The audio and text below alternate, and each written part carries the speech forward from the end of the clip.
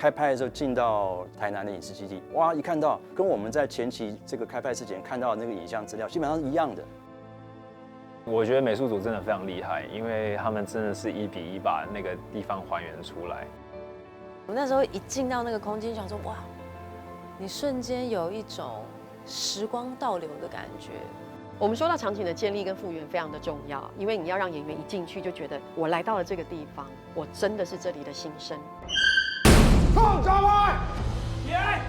起来！拍这一部片子是把整个绿岛移植到台南安内影视基地，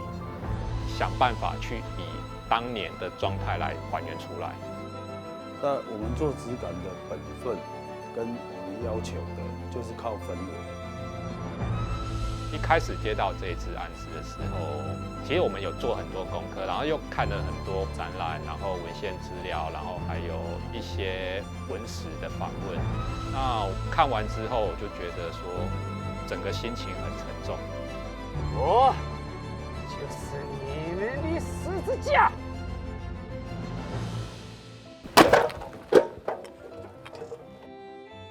就是我们因为找了很多大量的历史资料，所以想要做的是经典的、重要的历史时刻的还原，然后再加上对历史的想象，可以尽可能让大家把一个定格变成一个连续性的事件或者是故事这样。要去想象说，就是原本从无到有，就是原本就是一个都是木做的东西，然后我们要想办法就是做出它水泥的厚重感跟油腻感这件事情。就是要去考究一些东西，然后再跟美术去沟通。医务室是这个戏里面一个很重要的场景，所以对美术来说，他们要做的事情是他们必须考证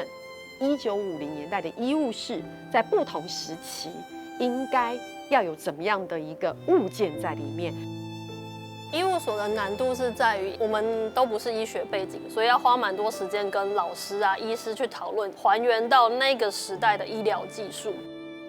一开始其实就有跟我说是一个1950年代在绿岛的故事。那当然生产会发生的事情不论年代，但是那时候的器械，然后设备，我先帮他们上一点基本的课。我可能会把整个可能发生的事情都先跟他就是很简单的讲一下。我真的觉得美术太厉害了。在绿岛，他们有一个特别的石头叫 Logo 9，那个古老石是我觉得好难复制哦。但是当我看到就是在台南搭景的时候，他们还原了那个古老石一颗一颗这样叠出房子，上面是茅草的状况。我想说，天哪，这是他们从哪里搬来的吗？这不是宝玉的石头，没有办法去破坏，然后去敲它，是保丽龙。